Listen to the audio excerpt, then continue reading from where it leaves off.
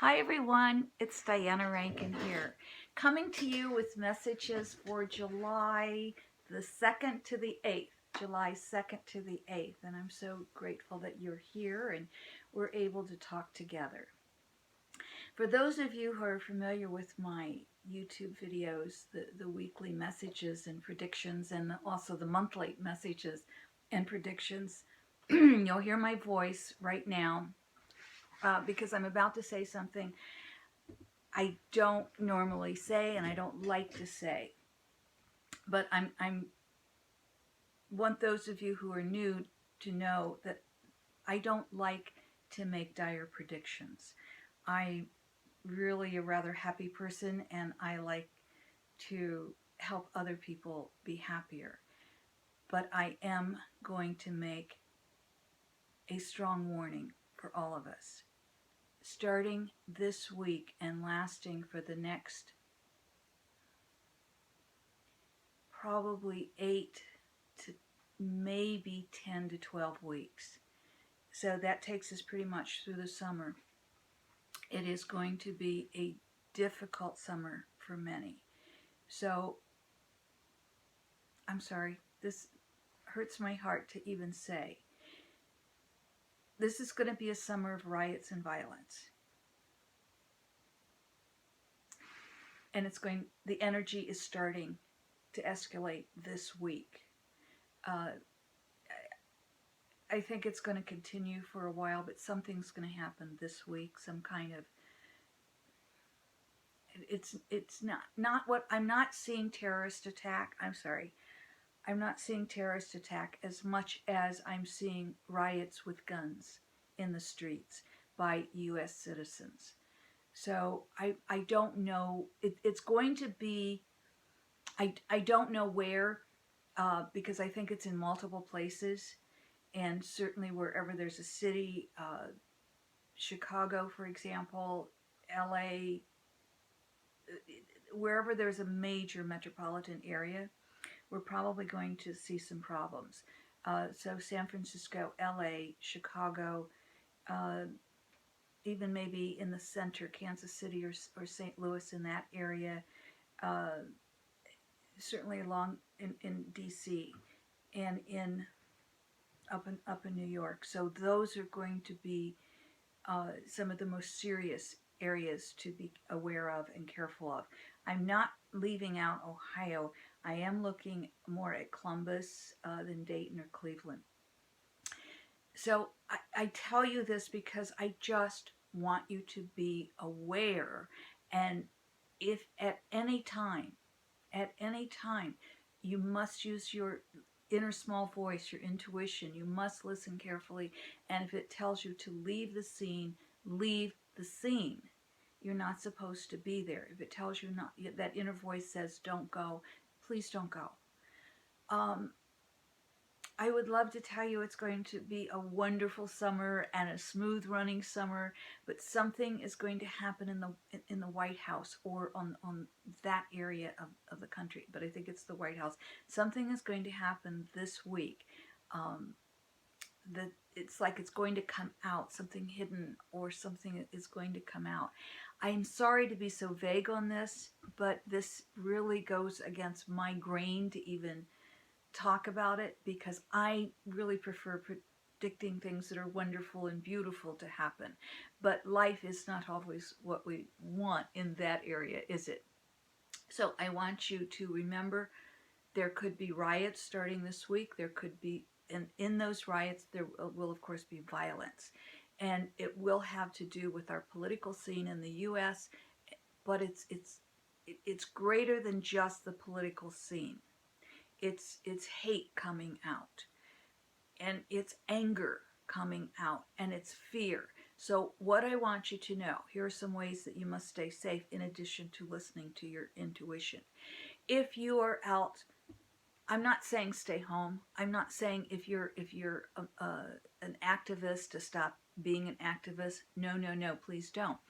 What I am saying is be aware of your surroundings at all time. If, for example, I'm going out this afternoon, I believe gerrymandering has really hurt our political situation here in the U.S. And so I'm going out this afternoon, and I think it's hurt both parties, the Democrats and the Republicans, and it has certainly hurt those of us who are independent.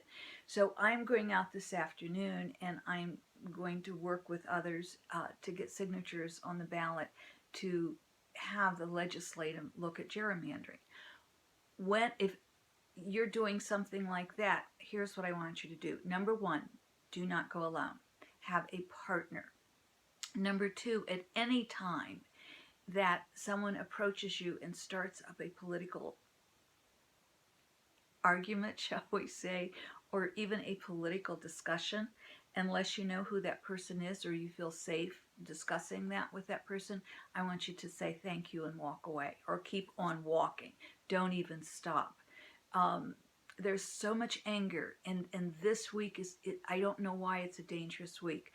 I'm not an astrologer, but I bet astrologers could tell us. I bet there's something in the air. I want to also get to magic, intuition, and love in this video, in this week, because this is a week of magic, intuition, and love, as well as the riots and the violence. But I just needed to get that out up front. That said, let's be safe. Let's move on to the magic. What do I mean by magic? I have an example for you, which was a wonderful experience for me. And I want to show you. I'm just reaching over. I'm not going to show you just yet because I have to tell you a little bit of the story first. A friend of mine by the name of Karen was closing her shop and moving to another state. And so I offered to help Karen pack things up. And a lot of magical things happened the day we were packing them up. And I won't go into the full story of that, but I want to tell you this piece of it. When I was a very little girl, I wanted a magical wand that would make the world right. That was always my dream. I would pray for a magical wand that would make the world right.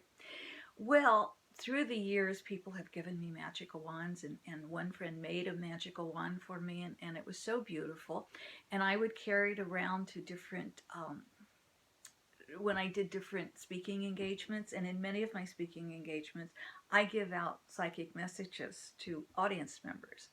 And so this was, whether it's 200 or 20, the 20 or 30 people in an audience, everybody's going to get a message. But if they're talking 200 or 300, and I only have an hour or two, obviously not everyone's going to get a message.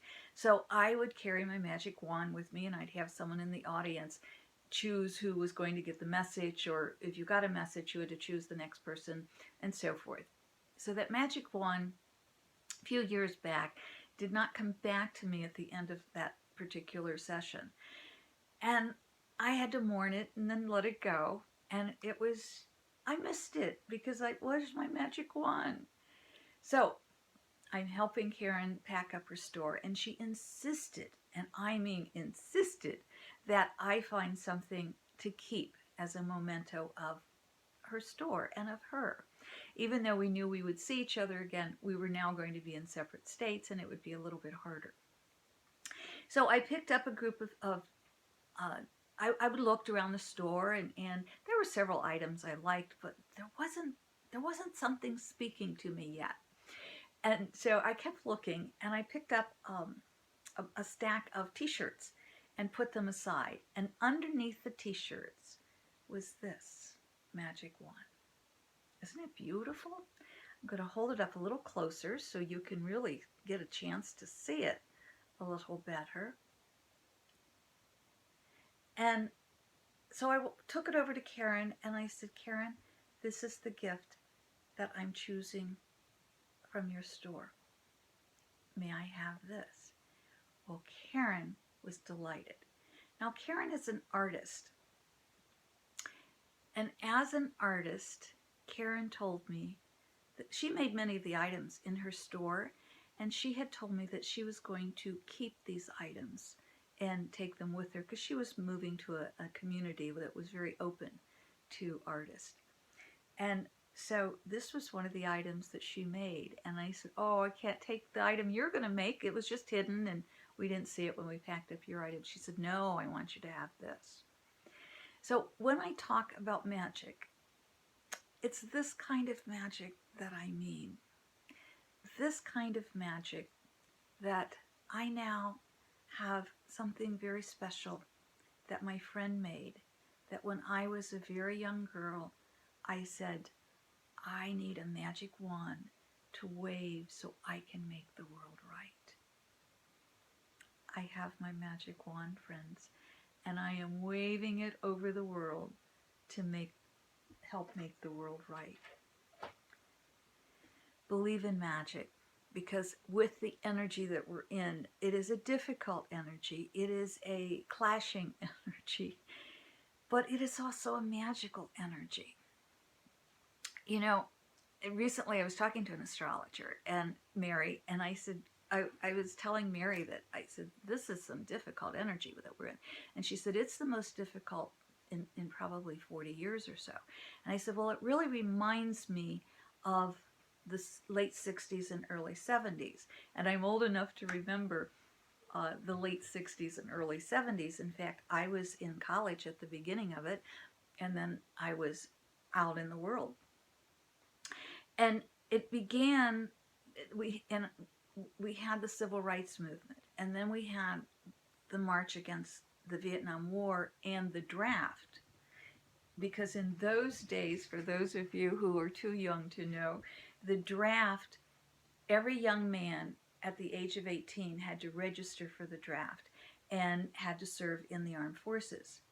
And many of us were for a volunteer army where people were paid a decent wage rather than drafting everyone, because not everyone is cut out for military service.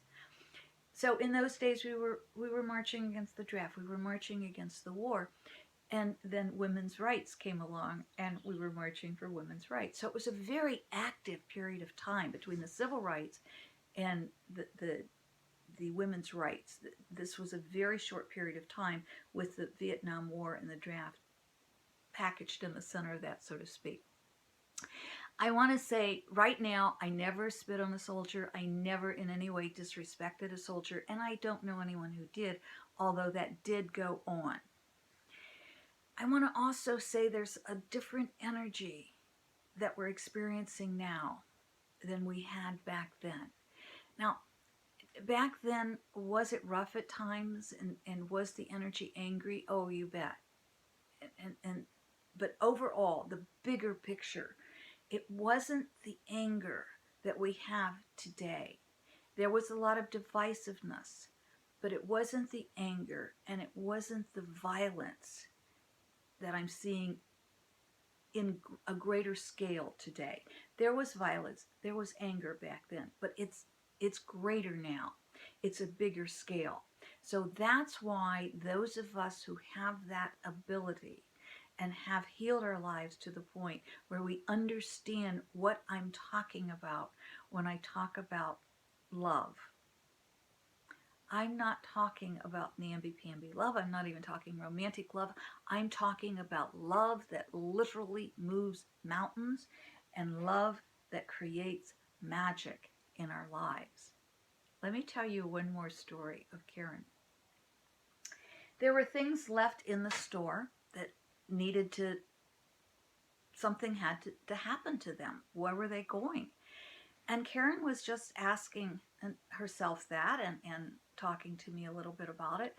And she said, you know what, let me go out in the building, and because it was a store in an office building, and she said, I need to go drum up a little more business. Well, lo and behold, one of the young women who came into the store for the final day sale said she would love someday to have a store like this. And wasn't that great? And she was a beautiful young woman. Well, to make a long story short, the young woman ended up, Karen and the young woman made a deal, and we packed up all of these things, these beautiful items in the shop for this young woman to then go open her own shop, whether it's on eBay or a swap meet or in a store like Karen had. That is yet to be seen. But that, my friends, is magic. It all comes together for us. Hold on to the magic of life. That's love. Every time you choose love, you are creating magic in your life, and you're creating magic in the world. So this week, be safe and look for the magic. Let's get a quick message from Philip. For those of you who are new, this is an oracle book that was given to me by my spirit guide, Philip. And each page has its own answer. So we just flip through and we find a left or right page. So start thinking left or right, and we're going to just flip through and see where we go. Whoa, we stopped way at the back there. And I'm thinking left, and I might read right anyway, but let me read the left because that's our message. What one person sees, another does not. Oh, that's a pretty powerful message. And okay, thank you. I need to read the right before I explain the left. If there is no enemy, would you not create one? Let's stop creating enemies. We don't need an enemy. Let's stop creating them. We create enemies out of fear. And what one person sees, another does not. I'm not going to change anyone's mind by telling them they're wrong. I'm hoping that each of us reach a point where instead of seeing a you and them, we see an us. Instead of seeing liberals as a group, or the right, the reactionaries as a group, or the right or the left as a group, let's see each other as individuals who are just trying to get through our life. And let's add magic to not only our lives, but each other's. Thank you, my friends. Stay safe until next week. Be sure and check out, I did a video that's already out there for the month of July. So be sure and check that out. This is for the week of July 2nd to the 8th. And this is Diana Rankin saying, I love you. And I'm so grateful that for your comments. I'm so grateful that my words have meaning for you. Thank you. Until we meet again, I love you. I love you.